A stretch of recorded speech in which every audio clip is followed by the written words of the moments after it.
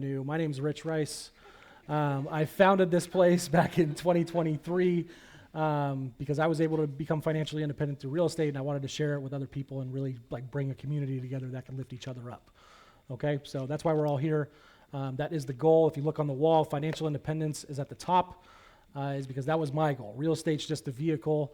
I love real estate. I'm passionate about it, but my true reason for doing all this is because I want to be financially free and to be able to do all that stuff, and I want that for each and every one of you.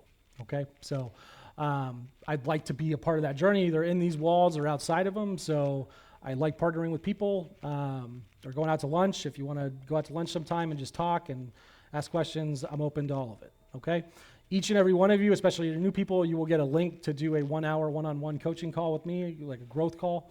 We'll kind of look at your goals and kind of get you started depending on where you are in your journey. If you have been a member for a while and you didn't do that and you still want to, just shoot me an email, okay? Or message me on the portal, either way, all right? I have a background. I've been flipping since basically 2017, and I'm now more of a buy and hold investor. I have like 9 houses and 18 units, something like that now, and I'm working on building out another 5 via ADUs at the moment.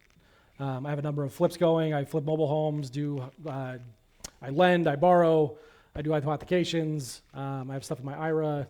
My daughter has a CISA now that's already been invested, which Auntie Farah helped out with here. So if you guys have questions, let me know. I'm here to help, okay? I've also built a team in this place to help you. So go to anyone that you see on this stage and make sure you're asking each other for help too, okay? That's why we're all here. We started doing a bunch of testimonial videos, and I've been asking people what their favorite part of the fire center is, and hands down, like 9 out of 10 people all said that they love the camaraderie here. They love that we, all help each other out. We're all friends, and we're not here just to make money off each other. We're here to help. So make sure you're using that, especially you new people are using that to your advantage. Okay. All right. Back to Reventure. So this is a new app that I recently found out about, and it's got a lot of really good data. So before I jump into how to run comps and stuff, I just wanted to touch on this a little bit. Wherever you're at in the whole country, this pulls data from the MLS, okay, and it kind of makes it a little bit easier to read. Anybody been in the MLS lately? Would you say it's easy or hard to pull data out of the MLS? Hard? Okay. Anybody think it's easy? Your mom thinks it's easy. You think it's easy? All right. You're gonna speak next week. You're gonna teach us how to use. I'm just kidding. So depends on what the data is, I guess. This visualizes it. Okay. So it kind of takes some of this data and makes it a little bit easier to digest. Okay. So I'm not gonna go through the whole thing. Just a couple things that I thought were interesting. So you can go. You can look at it by state, metro, county, or zip code. We're gonna dial in on the zip code a little bit. And we are going to start with the Riverside, San Bernardino, Ontario area. Okay, so if you click on this guy, and there is a free version of this that you can kind of poke around with. I am on the paid version. I think it's everybody remember what I said? 30, 34? 39 a month to month, or you can pay for the year, and it averages down to $33. Okay, I think I paid for the year. That's why it's 30. It's 33 if you pay the year. I don't know if it's something, I'll be honest, I don't know if it's something that I would hang on to and pay and look at this thing every single month, but I might, buy it and poke around and then, turn it off for a few months and maybe go look at it, if I'm looking at a new market or something like that. But if you are one of those people that are just getting started or you're trying to find a new market, this stuff is really, really valuable. So I'm going to click on one of these metro areas. I'm going to click on Riverside. We're going to zoom in, and right now, which data point am I on? I don't think I picked one yet. I'm going to go with, so on the left here, there's investor metrics. I'm going to go with, let's just look at home price forecast. So that's their new one. Okay, so I want to look at prices. I want to see what prices are doing. Are they going up? Are they going down? Who feels like all the prices are going up? Who feels like all the prices are going down? Who doesn't care because you didn't raise your hand? Or stay the same. All right. Prices are staying the same. Okay. All right. So we have some assumptions here. Basically, any of these red ones are where the prices are going up. Okay. So I guess red means hot. All right. So the blue ones are where stuff's cooling down. Okay. So For example, I'm a big fan of the mountains here, okay? So if I looked at, where am I at? So if I looked at Crestline here, that'd be that right there. Prices are going down. I could have told you, duh, from living there before I looked at this. But what is cool is when you click on this stuff, it gives you a little bit more detail on here, okay? So not only does it give you kind of the home price forecast, and that might not look great. If you were looking at just looking at price, okay? If you were just looking at price as an investor, and you looked at Crestline, who says that they would buy in Crestline? Who would not buy in Crestline? Okay, everyone's afraid to answer. Where do you see the price? I'm not seeing that. So the price down. Generally, this price, as far as we're like just at price, we're trending down. Quite low. Okay? So days on market are creeping up, lots of price cuts. That graph over there on the left, or sorry, your right, is going in the wrong direction as far as if you're talking price. Yes, sir? It might be. It might be. So if you click this investor forecast, who thinks that looks a little better? Oh, yeah. What is the number for? So you can click these little information things here, and it'll tell you like which one is which. So that's long-term appreciation over the last 15 years. Okay. You look at cap rate, you can look at valuation, rent growth.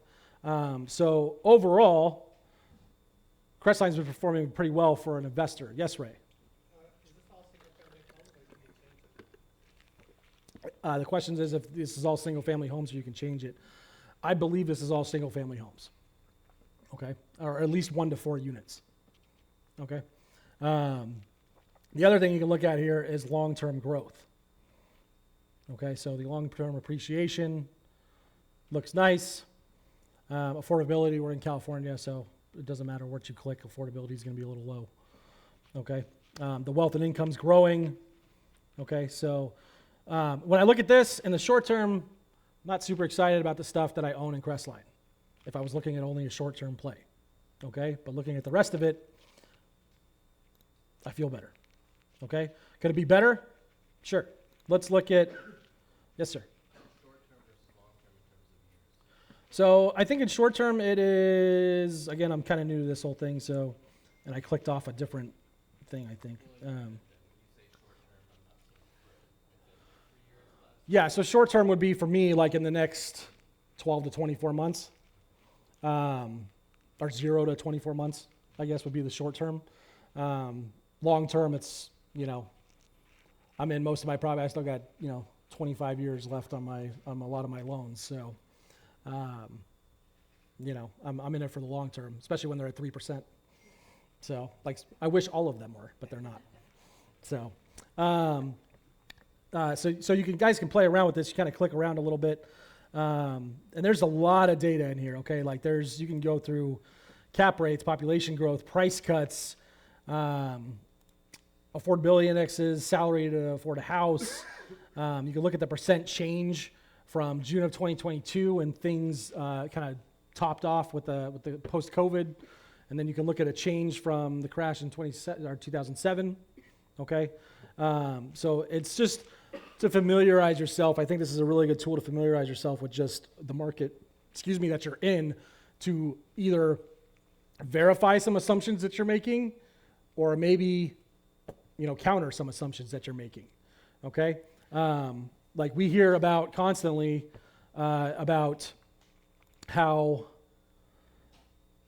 if you're in Southern California, that like we see all these price cuts and price drops and blah, blah, blah. You guys are seeing that a lot, I'm sure, here in the Inland Empire. Well, let's take a look at, real quick, in Los Angeles. Okay? Remember, blue is cold, red is hot. Okay? So, LA is seeing a lot of price decreases. Okay? But if you look at Orange County there, Orange County is almost nothing but hot. So prices are going up in Orange County. They're not feeling these price drops and price cuts that we are. Okay, so like I said, I would recommend you guys just at least use the free version, poke around a little bit, look at those markets that you're in or that you're thinking about. I was talking to a gentleman in the back earlier about something in Ohio. That he wasn't sure about a deal there. You could use this app and go zoom out and go all the way up to Ohio and look at some of the trends. So to make sure that, if you think you can go higher on a flip 6 months from now, maybe what's the data showing, okay? So this is all MLS data, like verified MLS data? Yeah, this is all pulled from the MLS. So it's like the same data that like Zillow and Redfin and all of them are using, okay? So it's just visualized and presented in a different way, okay? So again, just use it to, if you look at some of these pockets here, even the pockets that are declining, there's some really interesting pockets in here that are still hot. So like, if you zoomed into about this area right here, Redlands, is pretty flat at the moment, but just outside of it, and the Mentone, what is that, Ukaipa-ish? What's north of Ukaipa? That's like Mentone, Ukaipa. Yeah, in that area is hot right now, still, okay? Some stuff that you'd think like, I know we especially on the mobile homes and whatnot, people in this club do a lot in Hemet, San Jacinto, all down there. Maybe if some of you are feeling that these have been sitting a little bit longer, that's why, because they're just going a little bit sideways, and so people are maybe, start looking at maybe not doing mobile homes, as far as, they start looking at stick homes after a certain point. Would I jump in a hotter market or a cooler market? It would depend on what my goal was. If it doesn't mean, so if a market's down, it doesn't mean you can't flip in it. Okay, if prices are going down, if you think, we run our numbers and we look at an ARV of 350, okay, but it's going down and we think that, it's going to drop 10%, and then we figure that in. And so now our ARV is 330, and we're doing our math off that. Okay, so it's still possible. You just have to figure it in. But if you were going to be, if your short-term goal was to flip, I think I'd rather flip in the market that was on the up, if there was that option. So like if I was looking at, if all things were the same and it didn't really matter, as far as my lenders or crews or whatever was concerned, I'd probably rather flip up here in that area than I would rather be flipping in Redlands. But long term, if I wanted to hold a rental and all things were the same, like as far as, I'd rather have the rental in Redlands for the stability. Okay? So, good question, though. Do you have a question in the back? Is this only in California? No, it's the whole country. Yeah, no, the question was if it's only in California, it's the whole country. So you can zoom out. Anybody investing out of state? Ray, where you at? DFW? That's commercial. It's commercial? Well, that's all right. Let's take a look at Dallas. It's a really nice area. So Dallas as a whole, as far as home prices are concerned, is cooling. Yeah, they built a lot. And of course, you got these little pockets, and you got some of these stuff like when you see these little pockets, I wouldn't just go, oh well, Rich said the thing's red, I'm going to go buy a bunch of houses there. Like you gotta still do your homework, do your diligence, get boots on the ground, and talk to people. Like, why is that happening? If Google just or whoever just built a new plant there and hired a bunch of people, and there's this like short-term influx, does that mean it's going to be good for long-term? I don't know. I don't know that market. Okay. That market there, South Lake, I think it is, super rich area. There was the red one up there. I could There? San Marino or Beverly Hills. Left There. next to Keller. Sorry, I don't see where you're. Like, Oh, right here. Yeah. Anyway, super rich, has like the most plastic surgeons in Texas. what's the name of that city? South Lake.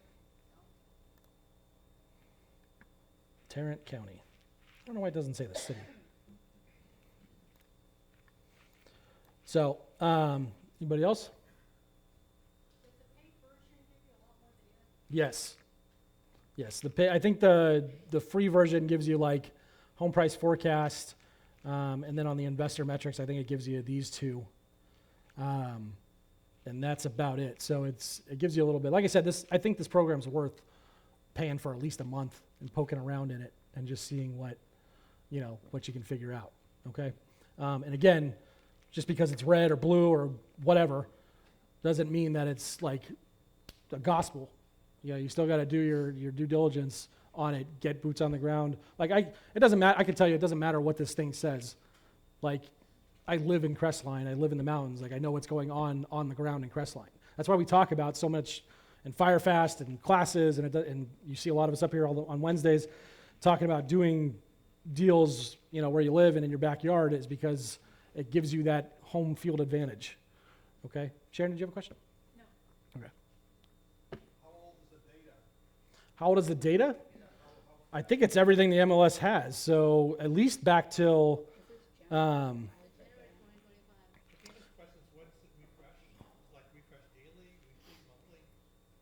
This is saying January 25 down here. So, but as far back as the data goes, I honestly don't know. It's going back at least to 2005. It looks like somewhere around there. That's a good question. If it's MLS or tax data, I'm pretty sure it's all MLS data, but I could be wrong. You can click this button, export data points. Let's see. What's also cool on here is if you click on any of these things next to it, let me close that for a second. If you click on anything next to it, it has a video of the guy who made it explaining what the data is. So, again, I'd recommend spending some time on this.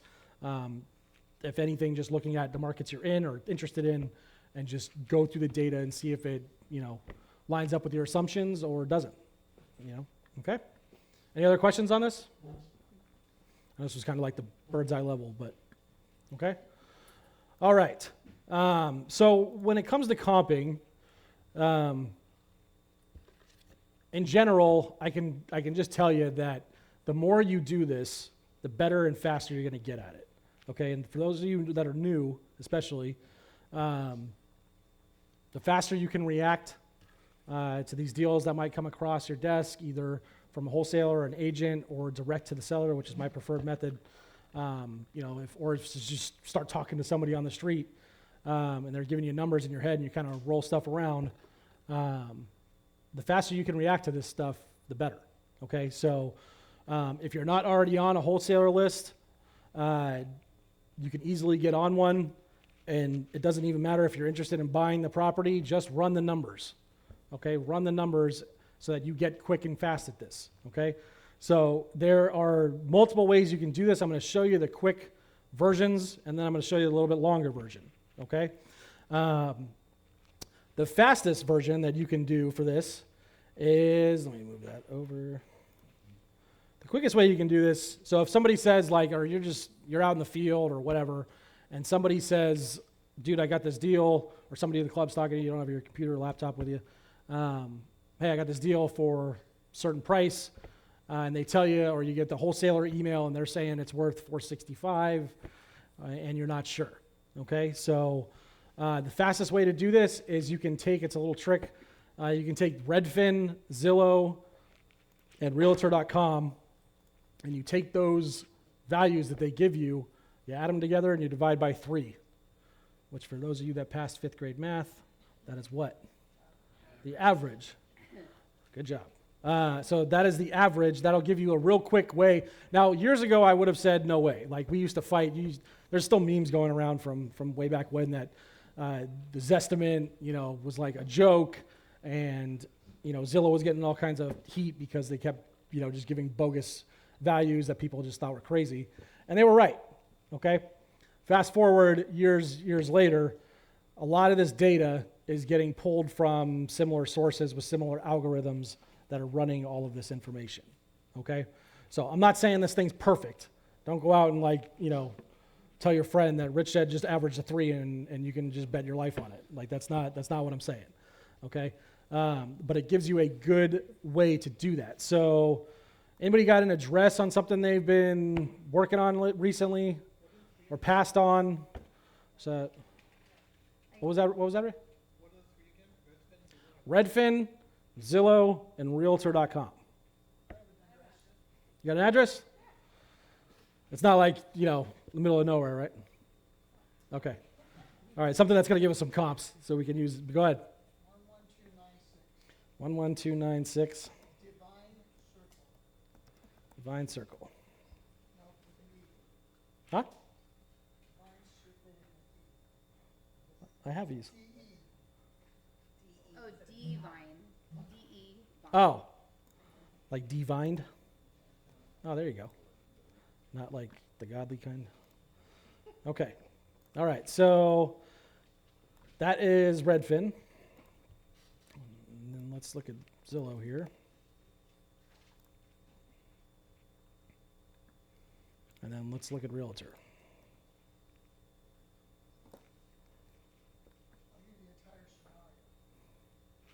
All right, before we get there though, so,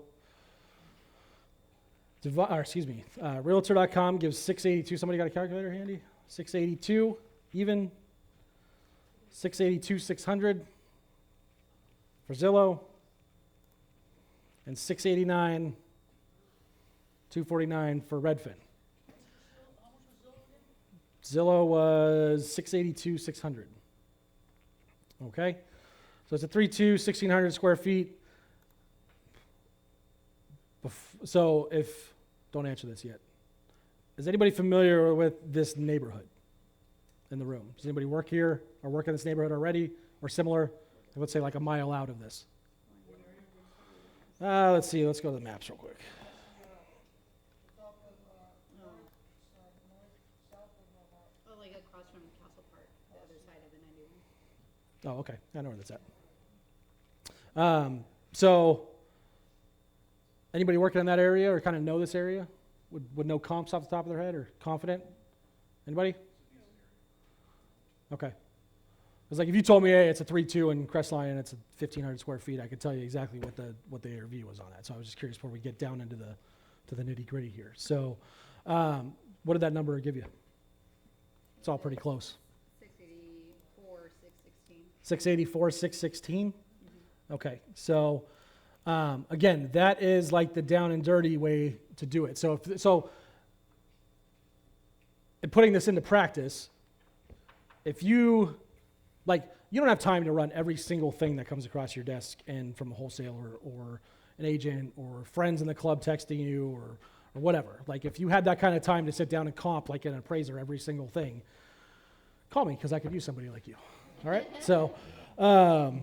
This is a real quick way. So if this comes across your desk and the appraiser or the wholesaler or whoever's telling you this ARV on this is worth $800,000, and you run this, are you going to keep diving into it? No? Okay.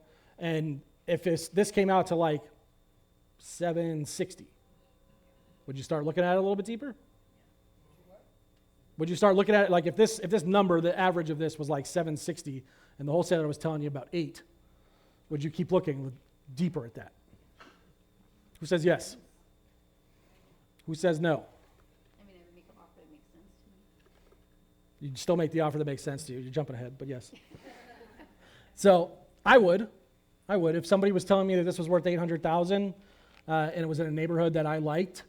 Let's say I was actively flipping around like pretty close to this area. I would start diving in more at 760 and try and see if that's something I could push to 8 or what that wholesaler was seeing. You got to be real careful with comps that you're given. Okay, the idea of what I'm showing you tonight is to be skeptical of what anybody has told you other than yourself what those comps are.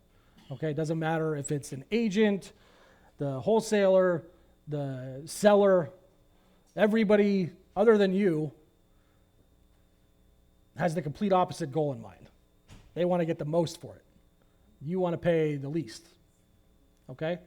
So our goal here is to verify if it's actually worth what they're saying it's worth. Okay? So if you want to dive a little bit deeper into this, I'm still sad about it, that we don't have collateral analytics anymore. We used to have something that my mom got through her brokerage And it was a phenomenal tool. And I have found, I think, the second best one, because that one doesn't exist anymore. So I'm going to go through, and it's Property Radar. Okay, so this is how I used to run comps with another program. And for years without that program, I was like searching around on Redfin and all that, and I finally found a better way to do this. So, sorry, I shouldn't even brought it up. So don't worry about that. It's Property Radar. They shut it down. Yep, they just, it's only available through, it's been sold like 7 times since then, and they keep changing who has access to it. And they've stripped it of things it used to have. It's been, anybody know the term shitification? You've heard that term? It's basically like just the watering down of a good thing. Okay, when the bean counters get in and start putting everything behind a paywall and, all that stuff. So if you, just real quick before I jump into Property Radar, if you guys want to use this later, if you go into the portal and use this link right here for leads, that takes you to Property Radar. It is an affiliate link, so if you sign up for Property Radar, it won't cost you anything else. They don't charge you extra or anything like that. You're going to pay the same thing that you would for it. They'll send a little bit of money to the club every month that you're a member. So it helps us out, and it helps you out too. So, but again, so Property Radar, let's get that address in here.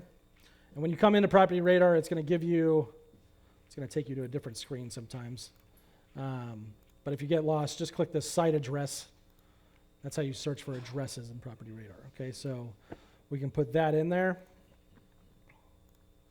Hit add criteria. And I'm not going to go into all the things the Property Radar can do, but this is what I've been using. And this is primarily why I switched off of PropStream as well, is because the way that I used to run stuff in collateral analytics, this is like the closest I could find to be able to do this quickly. Okay, so when you find it, it'll give you this little blue house thing. You click that, that's the house, and then you click it again, and it brings you to this screen. Okay, now you can add skip trace. It'll tell you the owner, the blah blah blah. You can add skip tracing in here if you want, and then it'll show you other properties that this person may own as well, and their mailing address, all that kind of stuff. Okay, but that's not really what we're here for today. But it'll also show you value or transactions, listing, it'll give you all kinds of info. Okay, but what we're here for is the value and equity. Okay, so if you click that button and then you scroll down, it'll give you an estimated value, which is pretty close, right? But a little bit lower than what the other ones are saying, but pretty close. I mean, it's 686, pretty close to 673, 685, pretty close. It's not going to make or break the deal, but it's so. And then, man, look at that, purchase for $245 with a $49,000 down payment in 2003. That was kind of probably high for that too. Anyways. So what you'll notice here is that it's going to we're going to try and clean this up. So I want you guys to try and think like an appraiser when you're thinking about this stuff, okay? So we want to I'm not an appraiser, okay? But I'm not an appraiser, but I've seen enough appraisals done and run these comps enough that I kind of understand that the way that they think, but it's not exact, okay? So I'm not a certified appraiser in any way. This is just my opinion on all this stuff, okay? But generally, they're going to try and find the closest matches when that house gets appraised. It doesn't matter at the end of this flip. Now, if you're doing buy and hold for rentals and you're just trying to nail a number that you need to refinance out, this is a different story. Okay, we're talking about not a completely different story, but it's not as vital. Okay, that you're like dead on here. In a flip, anything you're off, even as in below what you think it's going to sell for, is going to eat your profit. Okay, so if you think this house is going to sell for $680, but you didn't look hard enough at it, and it really was only $650, boom, you just lost $30,000. Okay, even if you do everything else right. All right, and the appraisers have all the power in the world to tell you what's what. Okay, so your idea is that you think as close to them as